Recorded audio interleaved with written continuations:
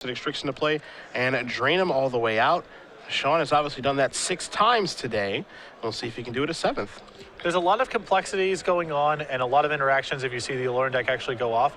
But essentially what's going on here is if you piece together the cards Allure and Imperial Recruiter, you win the game, assuming your opponent has nothing to break it up. Correct. And once you get going, there's actually very few things that break it up as well. Yeah, it takes an interesting set of cards to be able to break it up. And with any luck, we'll actually get to see it in action. Your Recruiters and Dreamstalker, Harpy, Parasitic Strix, all that fun stuff. But in the meantime, the thing that this deck can do is actually cast Brainstorm. It has Thoughtseize, it has Intuition to actually be able to find Allurens. It has Cabal Therapy as well. So a lot of discard, plenty of creatures to actually sacrifice to the discard in Baleful Strix, Charlotte's Agent, actual copies of Imperial Recruiter if you have to, wait a little longer to actually get the combo set up. So it's a pretty interesting deck. I've always been a big fan of it myself. Maybe a little too much, but we'll see it in action here, which is the first time I've actually got to cover this match on camera. Yeah, I was about to mention, for those of you who don't know very much about Allure, the person sitting next to me is actually a large part of the reason it got popularized a few years ago for Grand Prix Columbus around 2010, I want to say. That's correct. That's correct. I played in that Grand Prix. I won a game, which is that's just really good. But a testament to the popularity that you instilled. I played against it twice in that tournament. So how'd you do? I lost to Dave Williams. Wow, all right. And defeated Todd Anderson. Very nice. Very nice. Somehow I tricked people into playing a really just okay deck. Not only is it just okay, but it's really expensive too. I mean, it's not easy to fly down all the cards you need for this deck. It took me a long time to fly down the Imperial Recruiters for that deck. So it was really worth the effort, though. As again, I mentioned, I did win a game, which is really impressive overall. Ended up losing to Combo Elves, piloted by Jeff Blyden. Nice. I lost to Doomsday. And then I can't remember the other deck I lost to. I lost to a Rug Delver deck, so that's always a lot of fun, too. Sean won the Standard Open the last time we were actually in Minneapolis, I've just found out. So he's got a pedigree. Yeah.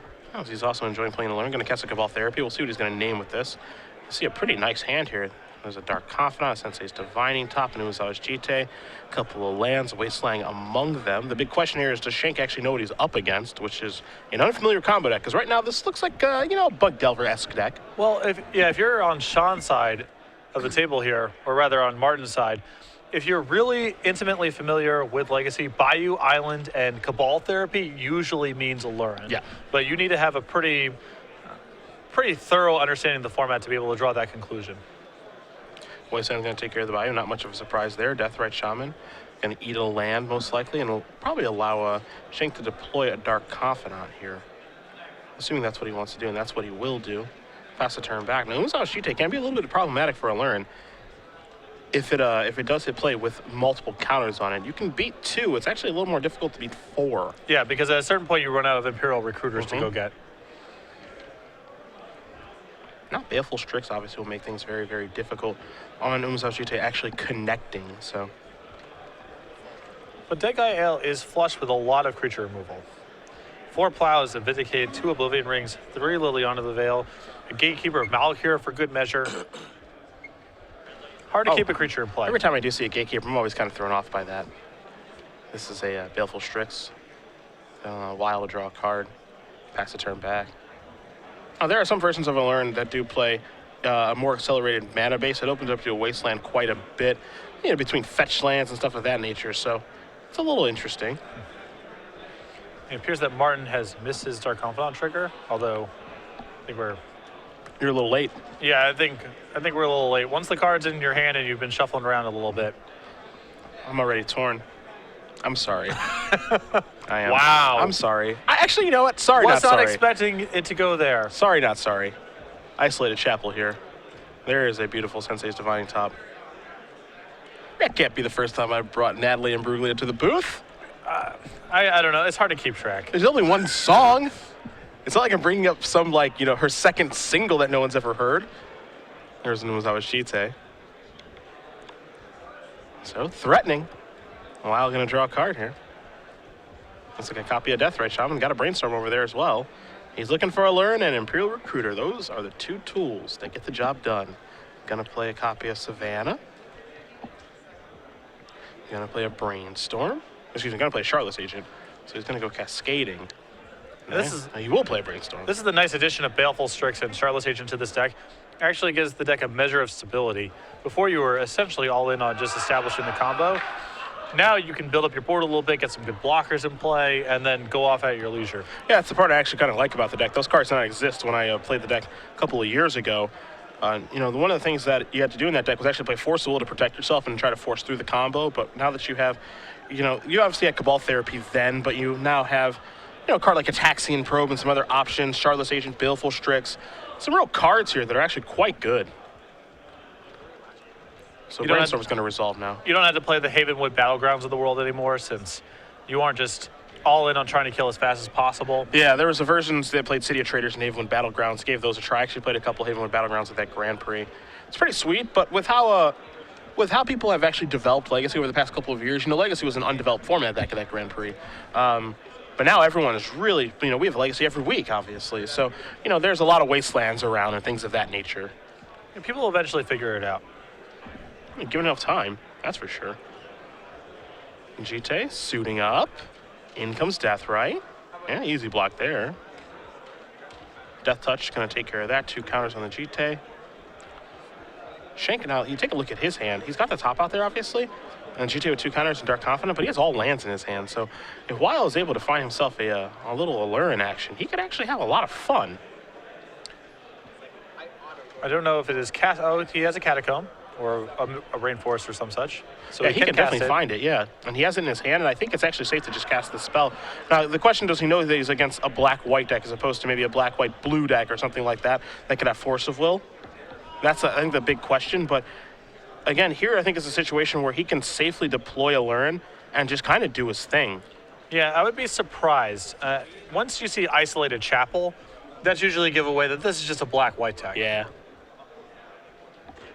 The question is he willing to resolve it? Because he can also see if the coast is clear with the therapy, sacrificing the Shardless Agent. Well, there's also a risk of him putting this Allurin on the table and then not doing very much, because Martin could very easily have a Vindicate or an Oblivion Ring or such, and then things get much more complicated. Looks like it's going to be Baleful Strix instead. That's going to resolve. So there's definitely a reason why Weihe did not cast Allurin that turn. That's for sure.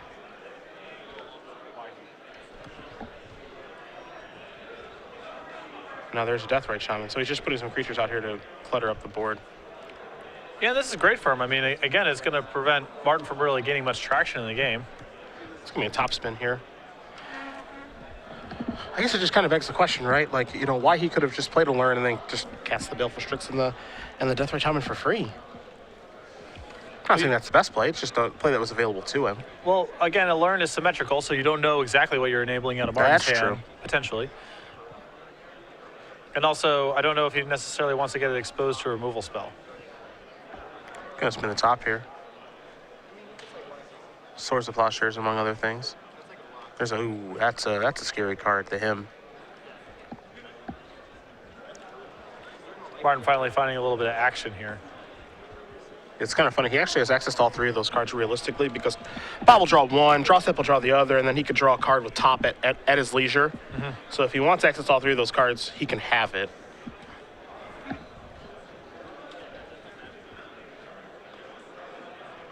So he's going to set those. Bob's going to reveal Deathrite. He's going to draw, I believe him, may have been Swords, though. Yeah, and so he's left him on top of his deck. It's possible he wants to just clear out some of these blockers and get his Jite going here. That's very realistic. Yeah, he plays a white source, he swords one guy, swords the other guy, equip Jite. Yeah, that's not a crazy play. Yeah, kill that. Get in. There's a block. Pump there. That's going to take that down. 2 counters on the Jite now. And take that down. And now there's a Deathrite Shaman. So if Weihe is actually able to find himself a Imperial Recruiter, it's lights out. Yeah, that's what's funny about all this. Sean is quietly happy that all this is happening. Yep. When the Jite stays in play with multiple counters, it can become prohibitive for Sean to go off. But here's a Brainstorm. If he finds a Recruiter, it's over. It's a Baleful Strix, among other cards.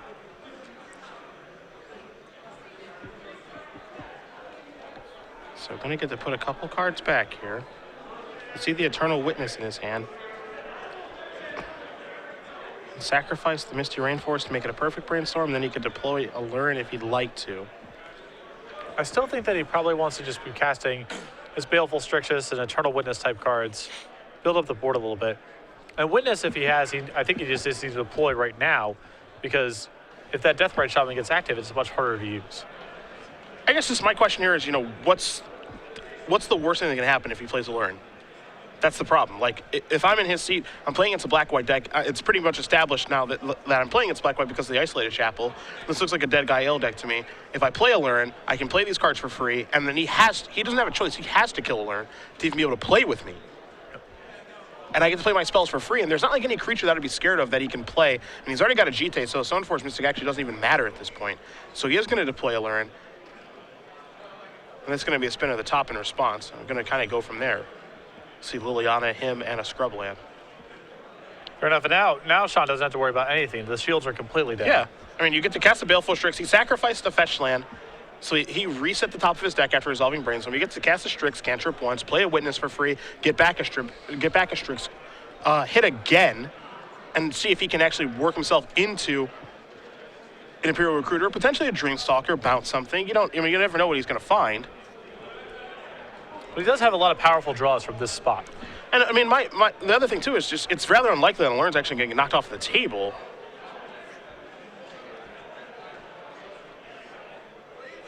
He still should be keeping a backup Allure in this world, I feel like. I agree with that. I mean, if he wants to play around a card like Vindicate.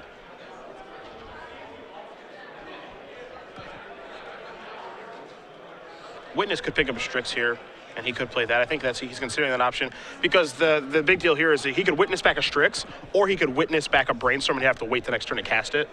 And it's obviously much more, appetizing or enticing or whatever word you want to use to actually Witness back Brainstorm and try to get 3 cards deeper in your deck. But because he can play all of his creatures at instance, he can also simply wait right now. Mm-hmm.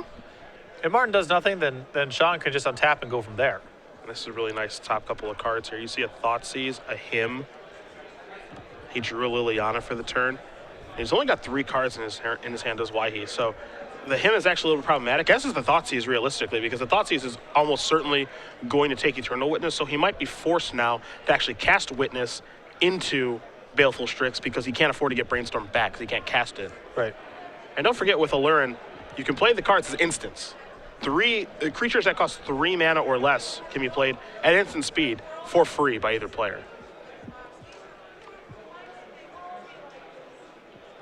If I was Barton, I would have a hard time turning down grabbing one of these discard spells. Yeah, me too, especially the Thoughtseize. The Hymn is one thing because it feels a little random. I do get to get 2 of your 3 cards, but yeah, I think the Thoughtseize is the one that I would probably want. Sculler's fine too, especially because Sculler's free. Yeah, Sculler's actually great. I mean, it could potentially provide some utility in breaking up the combo if Sean gets a little sloppy. He's gonna move the GT and attack this way. This is interesting.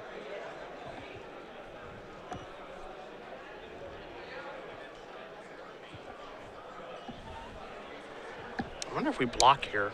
Blocking doesn't seem that great, but it doesn't seem bad either. I'm not sure what the Strix is going to do if it doesn't block. Mm-hmm. Here's a Witness. I think you have to get Strixie here, just because you need something that you can put into play right away.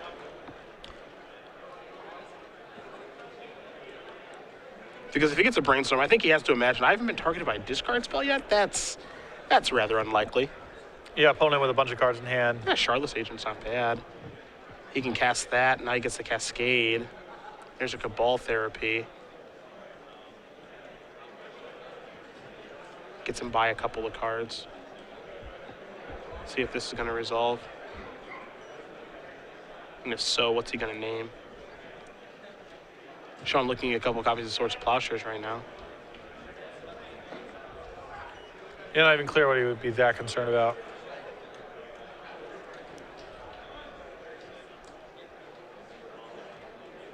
Okay, good to go. And he actually does hit swords, cool. So there's just there's a Sculler and there's a Liliana over there. A couple of lands, nothing crazy. And Sean just needs to build up some blockers here to give himself the most time. I say put everybody in front. Show him who the boss is. All right, just Charlotte's Agent's fine too. That seems needlessly aggressive. Look, I like a triple block. No, I appreciate your style or whatever, but Don't you judge me. Everybody in the pool. See if he wants to use GT now or not. It also begs the question if Schank is actually familiar with what he's playing against, because if you've never played against a Learn before or seen it in action, it looks really weird. the most common mistake that I see people make with a Lauren is assuming that their cards work. Yeah. They think that their disruption works if they sit back and wait on a terminate type effect or something along those lines. It doesn't really work if the Allurian player is actually careful. Here's a therapy. Please make sure you come up to the stage. Check with us on it. Looks like Schank knows that he can play his cards whenever he wants, so that's good. We will need a tax form on file. I have lands. I'm looking to draw an Imperial Recruiter. If I do, you're dead. And there goes Liliana. Of course, if GT gets those counters, this is where things get a little problematic. There's a polluted Delta. And you're sort of seeing an issue with the Dead Guy Ale style of deck is it's pretty slow to kill someone. Martin's generated a pretty substantial advantage. I mean, he's had Dark Confidant unchecked in play for multiple turns now. Yeah, it feels like 3 or 4 turns now. And Sean just keeps on producing these 2/2s and 1/2s and 2/1s, and it's taking Martin a while to slog through all of this. Don't you judge his creatures. Just saying they're not that large. I'm not judging. And comes the Sculler, which can actually become pretty large. It could become a 6/6. Yeah, block there. Up to 4 counters. Looks like Schank is familiar with what he's playing against here. Yeah, as you mentioned, getting the Jite up to 4 counters is the flashpoint. Yeah. 3. Probably going to want to shuffle there. Yeah. That's a first for me. Yeah, I sacrificed the March Flats too. Looks at 3 Thoughtseizes on a top activation. Yeah, he knows Sean's hand is empty, so. I'm going to get a land out. Again, Sean does find the old Imperial Recruiter. It gets interesting. I'm not saying he's going to win the game. I'm just going to say that it gets interesting. We start entering the complexities of how Martin wants to use Jite to try to break up the combo. Because he can still win if he finds an Imperial Recruiter from this point. It just gets mighty interesting watching it happen. Swords among the other cards here. Swords is actually a big draw. I think you got to leave that one on top. Pass the turn back. See what the draw is. Couldn't quite make it out. I think it may have been another therapy. It's a Shardless Agent. Okay, so he's looking for a Brainstorm-esque card. Coiling Oracle, Baleful Strix, something of that nature. So there's a Coiling Oracle. It's not bad. Let's see what this is going to reveal. That's a copy of Deathrite Shaman. So just gumming things up. Yep. So there that is. The old Snake Elf Druid. Ever heard of it? Yes, I was actually amused by this creature type line quite a bit when I was a player. Doesn't make any sense. It's a snake remotely. elf. What is a snake elf? That is nonsense. That's definitely a Snake Elf. Look at that. How's it a Druid? I don't even know what's going on there. Well, it has to have a profession. Fair enough. I had forgotten that. Bayou going to come into play. That's green mana, of course, for Deathrite Shaman. This is a black-white deck with just a little touch of green. It's a top activation. A little sloppy, but does find the him. Looks like a Batter Skull among those cards as well. It's the equivalent of human commentator. Nice. Yeah. So you could be human elf commentator? No, not an elf. That's Human not snake accurate. commentator. No, also not true. I'm confused. We can talk about it when we're off air. Okay, got it. Thank you. Oh no, Chite's looking a little frisky here. Martin knows he's got to get aggressive at some point here. He can't just sit here all day long. Yeah, I mean, right now he's just topping like discard spells and nothing of relevance. He's just trying to ride Bob in the singleton Jite to victory. Even if he found something along the lines of Lingering Souls, it would do a lot for him. Just something to start attacking. Here it comes. Now the big question is, how on earth do I block, and do I even block at all? Confidant can come all the way up to a 9 toughness creature. So that means Sean, even blocking with everything, cannot kill it. But he might be okay with that. That's the thing. Because that would remove some Jite counters. Just anything to get the Jite as few counters as possible. Yeah, he might be perfectly okay with this exchange. Now, don't forget Schank has the swords in his hand. And it looks like we're going to see a double block. So here's little pumps. So those are going to die. It's going to go up to 4. So not a lot of work accomplished.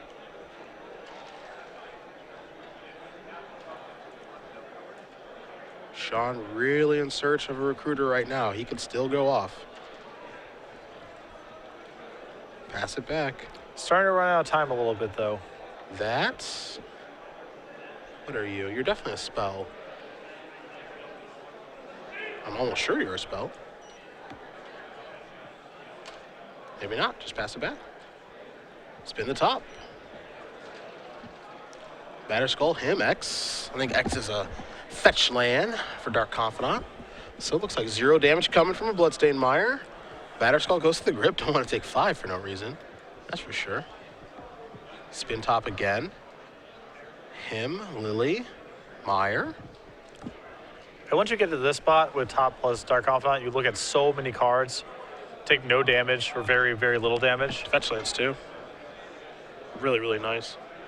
Only one Divining Top in the list, not a Divining Top deck. But when you get to these spots, it's incredible.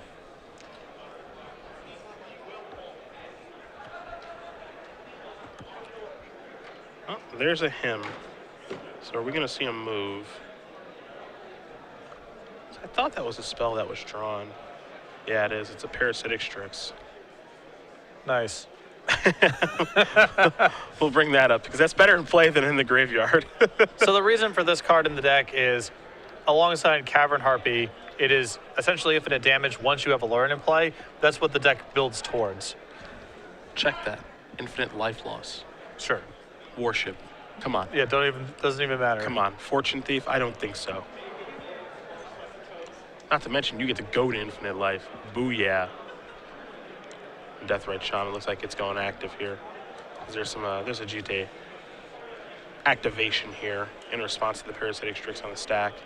So there goes Deathrite. So no gains, no drains, no black permanent in play. He's getting to the point now where he may not be able to do it. He's getting very close. You mean Sean? Yes, where he may not be able to go off because of the GT plus the swords in Shank's hand. Plus GT is going to get more counters. But it can also see a block here, so there's that. Well, Sean needs to do something to prevent the GT from just getting a ton of counters. Yeah. He needs to be periodically blocking. For example, a block with Coiling Oracle here is not the worst play. I don't like the block with the Witness because I actually think he needs the Witness in play to go off. It's a valuable piece of backup to have. Yeah. Yeah. Because that involves Dreamstalker. That's the reason why. There's a Swords to take care of the Strix. And winning just got very hard. As his win condition is basically out the window. Now, it's not impossible. It's simply improbable. A couple of pumps, a couple more counters. I recommend finding Imperial Recruiter right now. He just has to pass the turn back. And now, Patrick, I think this one is probably wrapped up. Just too much removal, too many GT counters. Too many GT counters. There's Meyer. Yep, and that's going to do it. Yep. So, Martin Schank is going to win game number 1 here over Sean Weihe. Just could not find an Imperial Recruiter. That's all that was. Yeah. No, he couldn't find Imperial Recruiter, he couldn't find Intuition. He had 3 copies of that, too. Now, putting 2 of those in the graveyard is not ideal, but he just couldn't find a way to actually go off there. So Schank with Dead Gael going to win game number 1. I'm sure things probably get a little bit more difficult, but we'll take a look at Sean's sideboard first. He's got 3 Abrupt Decays, 3 Force of Wills, 3 copies of Toxic Deluge, 2 Carpet of Flowers, a Thoughtseize, a Peacekeeper, an Intuition, and a Harmonic Sliver. Gotta love the Sliver after he just got his brains beat in by a GT. I hate Force of Will here because the opponent has a lot of discard and you're just in an honest matchup. Abrupt Decays okay. You definitely got some nice targets. GT, Dark Confidant, Deathrite Shaman, so you gotta like those. Deluge could probably catch Schank off guard. I'm still not entirely sure how good it is, but that's a thing that could happen. Then the Thoughtseize and the Intuition are, obviously just powerful cards. I'm not entirely sure when those are going to come in, though, for Sean. Maybe slightly slower games. Intuition is a little on the slow side. Sure. I think it's well suited for this kind of match. Do you like the Toxic Deluge here? Martin only deployed 1 creature the entire game, essentially. Yeah, not really. I think there might be game states where you can actually catch a couple, but I don't think that's what the matchup's about. Yeah. So I don't particularly love it. Martin's side, we got 2 Enlightened Tutors, an extra a Pithing Needle, 2 surgical extractions, an Aether Sworn Canonist, 2 Rest in Peace, a Spirit of the Labyrinth, 3 copies of Zealous Persecution, a Sword of Fire and Ice, and a Helm of Obedience. If you're on Martin's side, what are your thoughts on bringing in something like surgical extraction, saying, I'm just going to duress or Thoughtseize or vindicate this guy's Allurin, I'm going to get it for the rest of the game, and then it's pretty easy to win. I absolutely love it because he has a boatload of discard, and it does lead to basically a free win if that happens. Because Allurin, sure, it has the tools to be able to try to grind you out with, Charless Agent and Baleful Strix and Deathrite Shaman and all that stuff. But, what you're basically is a non-functional creature deck trying to play a deck that has GT, Batterskull, Stoneforge, swords, and a bunch of other stuff. So, yeah, if things break that way for Schank, it's beautiful. What's also nice here, Martin has an Extirpate, which is not something you commonly see in sideboards anymore. Surgical Extraction could potentially be good here. Extirpate could be even better because Sean's deck is capable of going off entirely at instant speed, so having a split-second mode of interaction could potentially be very valuable in breaking up the combo. Yeah, I agree 100%. Things seem like they're only going to get tougher here for Weihe, and that's the big issue, right? Where I think game 1 it was very important for him to try to win that one. And obviously, he did try. He just wasn't able to get the job done, and now, I'm not entirely sure this matchup's even that good because there's a lot of discard over there. There's a lot of removal, too. Yeah, he has a lot of precision. The thing is, he doesn't have much in the way of a clock. So he's really leaning heavily on finding one of those things early. That Dark Confidant was in play since essentially at the start of the game. And Sean was still in a position to win several turns later. So even though Sean lost, I don't know if he would feel that bad about the way the game played out overall, because Martin got off to a great start, and Sean was drawing live 8 turns later. Yeah, he still got to keep playing, which is all you can really ask for, right? Yeah. Well, these players will be underway in just a moment. Looks like we're laying out some opening hands. And try to do a little unbiased reporting. Big Allurin fans. Yeah. So. It's kind of interesting. You're associated. We got to see Burn. Yep. And now we get to see Allurin. You're associated so much with goblins, but not that many people know that this is your real labor of love. Easy. This Allurin deck. We broke up a long time ago. It wasn't even that good of a relationship, really. We made a couple tickets on Moto. What more can you ask for out of a deck? You're right. I'm not going to say what I want to say. Okay. Here's a Cabal Therapy. We'll see what this is going to need. Let's see a Zealous Persecution, Swords, along with a Tidehollow Sculler, Dark Confidant, GT yet again, a Wasteland, and Bloodstained Mire. Thoughtseize was the name, so Sean obviously has a hand that he wants to protect. Also reasonable to assume that Martin has 4 copies of it. Unlike a lot of the other cards he's seen where, who knows? Yeah, the tough thing here is naming a discard spell against this deck is, it's tough, because there's Sculler, there's him, there's Thoughtseize, there's Liliana. He can really go after your hand. Could be Duresses for all you know. Mm-hmm. A lot. There's a lot. Marsh Flats is the draw for Schank. Inquisition could be in play. That's not out of the ordinary for Legacy. You're just going to play a Bloodstained Mire, pass it back. Weihe going to draw a card. Maybe a discard spell again. Deathrite instead. Drop. Kick it back. Could go far enough with Swords here. This feels like a really good source of Plowshare target to me. Martin has to break these fetch lands anyway to cast anything, and once you're breaking the fetch lands, then I think this Deathrite has to go. Yeah, plus you're pretty efficient on the mana then. Yeah, you go spend something this turn, and then next turn you have access to Confidant or Sculler. Yeah, I just like a turn of Swords to send a turn, untap, play a Sculler, see your hand, move from there. Yeah. Nothing too crazy. You can certainly make an argument for playing a Dark Confidant instead of a Sculler, but when I know I'm playing it's a combo deck, even though it's definitely a turn 4 combo deck because there isn't a card like City of Traders or anything like that in the deck list. Also, even if you played City of Traders, you couldn't play a Lure next turn anyway. I like to actually take a look at the old grip. There is something about having a blue mana up giving Martin some cause for pause, as he could be walking into a brainstorm here. And here's the Thoughtseize, which will walk into a brainstorm. So hit 1. Therapy, 2 Decay, 3 Parasitic Strix. I believe that's the Baleful Strix. Oh, is that the Baleful one? There's so many Strixies. Yeah, there's 2 now. Doubled the Strix count. Well, There is parasitic. Yeah. I That knew is- it was hanging out. That is a rough hand. Well, that means you just hid the goods.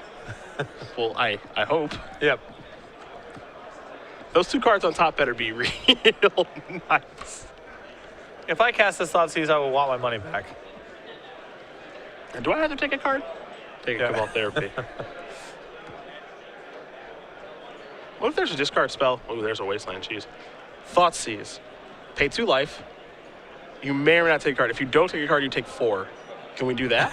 Yeah. Is that something that you could print? You're the game designer here. Is that something you can do? Just for maximum rub-ins? Yeah, it's just like your hand sucks. I'll go to 16. Yeah. All right, let's do it again. All right. All right. I'm at 13 now or whatever. That's fine. See that? I could see that. Let's work on that R&D. Okay. I'll send a memo their way. Appreciate it. Maybe time to fire off another Wasteland? Well, it's a little rough. You know, Sean has at least 1 more mana to work with. And at some point, Martin's just got to cast the 2-mana spells in his hand. Once he has 2 mana in play, then he can go the following turn, Wasteland you, play another 2-mana spell. So he needs to just kind of suck up that he's going to have a bad turn somewhere along the line here to be as mana efficient as possible.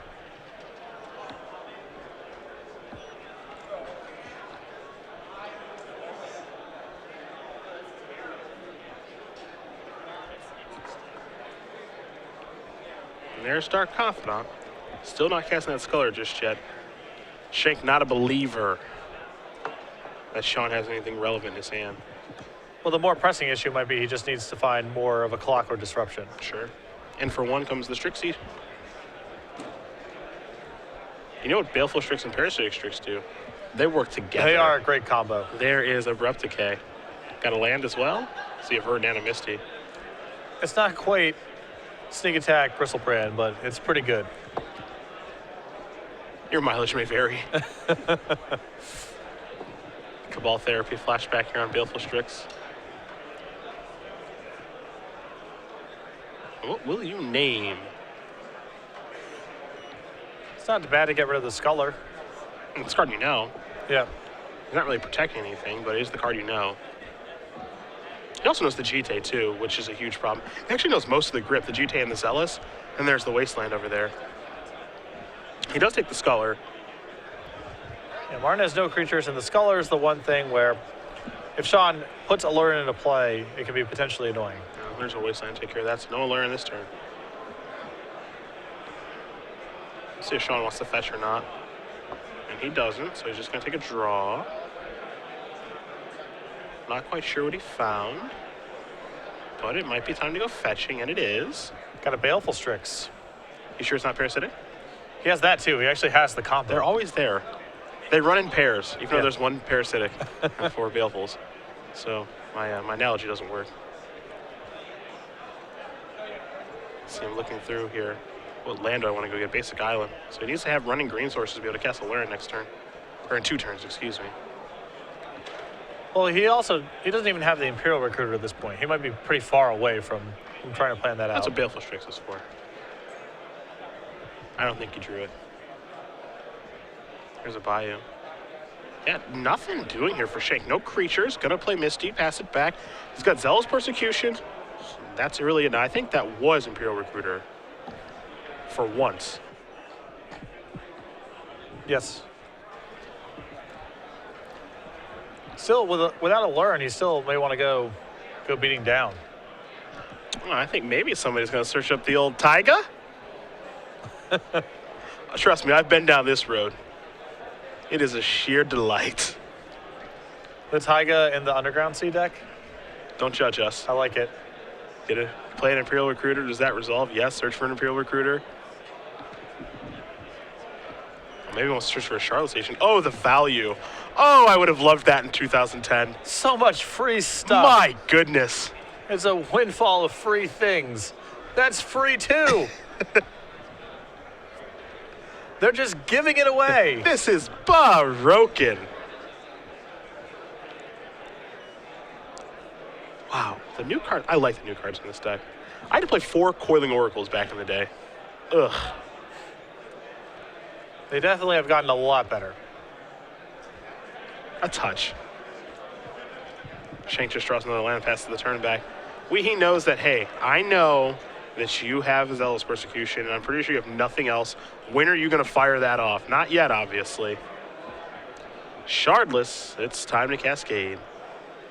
Baleful Strix. So much free stuff. Give me that value. And there's a Harmonic Sliver, which is kind of free in its own way. Yeah, get that GT off the board. Swords of Plowshares to draw here. Schank drawing the bad end here. This deck, he's drawn some removal, but he has not drawn any creatures for the GT. And now the GT is actually basically taken care of by Weihe, as he's going to untap. He's going to take a draw here. It's a Brainstorm. That might as well be free. Yeah. That's where he's going to start. So hit 1, hit 2, hit 3. I think Allurn was found among those cards. Correct. Give me some fireworks. Puts 2 cards back very quickly. Oh, yeah. Oh, yes. It's happening. It's happening. Okay, it's happening. There we go. It's time. We've waited, you know? We waited so long. I've been patient. I've waited 9 rounds for this. And this is only game 2. I mean, we could be going to a game 3 for I all we didn't even know. consider that. And the best part is he doesn't even have to like go off now because he can do it in response to stuff. So now Allurn's in play. He has Imperial Recruiter in his hand. And he's going to cast this. And this is where the fireworks begin. Recruiter on the stack. This is Zealous Persecution. He's going to kill all the stuff. And you know what? That's cool. Yep. This is exactly the moment that I was talking about during game 1, where you think what you're doing matters, and it actually Nope. doesn't. Get another recruiter. Trigger. Search for another recruiter. He's probably going to go through his deck and get every single thing out. But Yeah. what you want to do is you want to get all 4 recruiters, or as many recruiters as you have first, to turn on your Dreamstalker. And the reason for that is because Dreamstalker does not target. And so there is the 1/5. And you see, Shank's going to take a look at this. We'll do the same. Comes into play. It says return a creature. It doesn't say return target creature. It says return a creature. Yeah. So, yeah, he simply announces the trigger. If Martin says it resolves, he picks up whatever he wants to pick up. So he picks up a copy of Imperial Recruiter, plays it back down, and now he's going to get a Cavern Harpy. And what's this do? Well, Cavern Harpy, it's got the gating mechanic. That's from Plane Shift. Plane shift. So Cavern Harpy will come in and Such it hits says, as raising snid. I didn't want to bring up the bad ones. It says return a blue or black creature you control to its owner's hand, but it doesn't target. So it comes in and there's a gating effect that's going to bounce the Dreamstalker. Dreamstalker will go back to the grip. You play that again. That goes on. And it says, hey, which one of these things am I going to pick up? Which recruiter? Because again, I don't target. And so then he can pick up the recruiter, search out Parasitic Strix, and go bananas. Yeah, and he already has the Parasitic Strix. What was also great about this combo is that even if your opponent has something to break this up, a removal spell, you can simply, all right, in response, I'll pay a life with Cavern Harpy, return to my hand, again play it as an instant, pick up Dreamstalker, pick up whatever you're targeting, et cetera, et cetera. So once we get into this spot, you know, Martin thought his Zealous Persecution mounted to some degree of disruption. It does not. You need to have 5 or 6 spot removal spells in a lot of spots. That's why the Jitte matters, because Jitte with 4 or 5 counters on it, now maybe Martin can actually kill enough Imperial Recruiters to keep this thing contained. Yep. That's exactly it. You see Martin trying to figure out, how am I supposed to break this up when you're actually doing this? The It does answer not is, happen. Yeah, you don't. You don't get to do that most times. It takes a certain subset of cards to actually get the job done. I know it feels like you should be able to kill stuff and do things here. You cannot. So there's a Swords that's going to target the Dreamstalker. And it says, I got Parasitic Strix, man. I'll cast this in response. I'll gate this for a bunch, and I will kill you. So we are going to game number 3. Here between Allurn and Dead Guy Ale. If you're Mr. Schank, my best recommendation, draw a creature for your GT. Yeah, it's really interesting about this Allurn deck. And I think this throws a lot of people off. There's a lot of creatures in it. It requires creatures to go off. The combo is Allurn and then just a sea of creatures. Because of this, a lot of people assume that sweepers and spot removal spells are effective measures at containing it. It is not. Yeah. Jitte is a special case because you essentially get multiple -1/-1 effects all at the same time. That's a specific case that gives you disruption against what Allurn's doing, but your hand of a Terminate and a Shock doesn't do anything. That's not helping you. So With less Swords to Plowshares right out of the building. now, Zealous Persecution still might be okay for Martin to bring in here because he has to be on the aggressive side, and creatures like Baleful Strix and Coiling Oracle can trade profitably with some of the stuff that he puts into play. So I'm not saying that Martin brought it in because he thought it would break up the combo, but it's a card you would look at on its face and say, okay, this is going to stop Aloran somehow, and it does not do that. Yeah, you know, the big question here is how do you beat a Zealous Persecution? I think that's probably what people are thinking at home. And so what you do is you go get all 4 of your I have to actually think about this because it's been actually a pretty long time since I've had to do this. Your Imperial Recruiter for Recruiter, Recruiter for Recruiter, Recruiter for Recruiter, and the last Recruiter's on the stack. And so then they will cast Zealous Persecution. I guess when you get the Dreamstalker. Well, no, because if you put the trigger on the stack and they go and Zealous Persecution your board, you can just go get Eternal Witness. Yeah, okay, got it. Yeah. It's been a minute. Yeah. It's been a minute. Go get your Recruiter back and reset. Yep. So, if you have lots of disruption, that can mean something, but otherwise, forget it. Here's your Thoughtseize. You see Batterskull Swords, Sculler, Bob, him, and a Wasteland. So a lot of 2-mana spells. Doesn't have another colored mana yet along with that Delta, but that's what Bob's there for. That'll get some work done. Really important for Martin to find another colored source of mana pronto, because let's imagine Sean takes the Dark Confidant here. He doesn't have a hand. He has a Wasteland, essentially. That's all he's playing with. I think, do you think in this situation you just take Bob anyway? I mean, him's pretty scary. It depends how good Sean's hand is. If Sean's hand was fairly bad and slow, then I think you had to take the Confidant there, but if he has a powerful opening, maybe he's fine with Martin just casting a Dark Confidant on turn 2. Schank just picked up a Thoughtseize. He's going to play Dark Confidant and just kick it back. So Weihe's going to take a draw. It's a copy of Imperial Recruiter. Wonder if he gets a card like Abrupt in his hand right now to take care of that Bob. Maybe just another discard spell? Yeah, another Thoughtseize. That's not so bad at all. Wasteland will prove pretty problematic, but I think you probably have to take the Thoughtseize. Depends exactly what's going on in his hand, but that's the most likely card that you have to take care. Obviously, you don't care about Batterskull at all. He's going to take Thoughtseize immediately. Swiss. Active player finish your turn and then take an additional 5 turns. If you need any help, Which land do you play? Just got to play Basic Island, allowing himself to get Wastelanded here. There's a Bob. Not sure what the mystery card was. Martin's actually going to have sufficient pressure this game. Yeah, something he did not have in game 2, obviously. So Bob's going to come in. Let's not forget that Weihe's already dealt himself 5 points of damage. There's a backup Dark Confidant. Going to pass the turn back without Wastelanding. So Weihe will take a draw, see if he has something sweet like a Shardless or a Baleful or something good to do this turn. Because he's got the combo in his hand. He has Aloran and he has Imperial Recruiter. The question is just, can I get to it in time? Yeah, and Wasteland's going to send him back big time. Uh-huh. Cabal Therapy, what are we naming? Gonna take the Scullers, a little fist pump. This is 2 for 2, Swords and Batterskull's the grip. But don't pump that fish yet, my friend. There are 3 cards coming over to Shank's hand. Sculler, Vindy. Does he find a land to actually cast these spells? He needs to draw a card for his turn. The answer, I think that was a yes, not sure. That was a Wasteland, which is more than good enough. Ooh, that is really good, actually. Yep, pop, pop. This is the Dead Guy Ale game plan right here. Don't pump those fists anymore. You don't need lands. There's a Trop. Gonna play that, pass the turn back. Yep.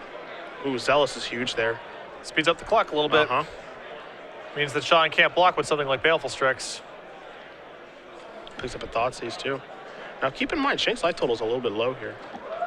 Yeah, I'm not sure if anything bad can really happen if he Thoughtseizes here. The Batterskull is already in his hand. Besides that, the most expensive card in his deck is 3 mana. He's got Liliana the Veil, Lingering Souls if they're still there. So. Sure. And there is the Sculler. Here's your hand. Recruiter, Harpy. Yeah, Recruiter, Harpy, Aloran, and a Misty. So he has the combo, obviously. He's just being on the draw has been the huge issue here. Yeah, a clock plus Wastelands dooms yet another Legacy player. First time we've ever seen that happen. Yeah. That's a pretty unique strategy. I think people should try it. This is why whenever people complain about True Name Nemesis being non-interactive, I chuckle a little bit. Yeah. This is a much worse way to go out. Trust me. I'm just saying it's all the same way to go out. That's completely fair. You can't cast your cards don't matter. One way or the other, you know? Yeah. And Weihe's going to draw his card. He's going to play a Misty Rainforest here. He has to simply just kick it. There's a Canonist. That messes everything up too, and that's going to do it. So Martin Schank is going to win this match. He is moving on likely to top 8. He's going to be 7-1-1. He might be in the same situation here as Sam Black, relying on breakers to actually go his way. But either way, 7-1-1 is a fantastic finish for the Dead Gael player on your left. Sean Weihe loses with a learn. 6-2-1 is the Twins fan.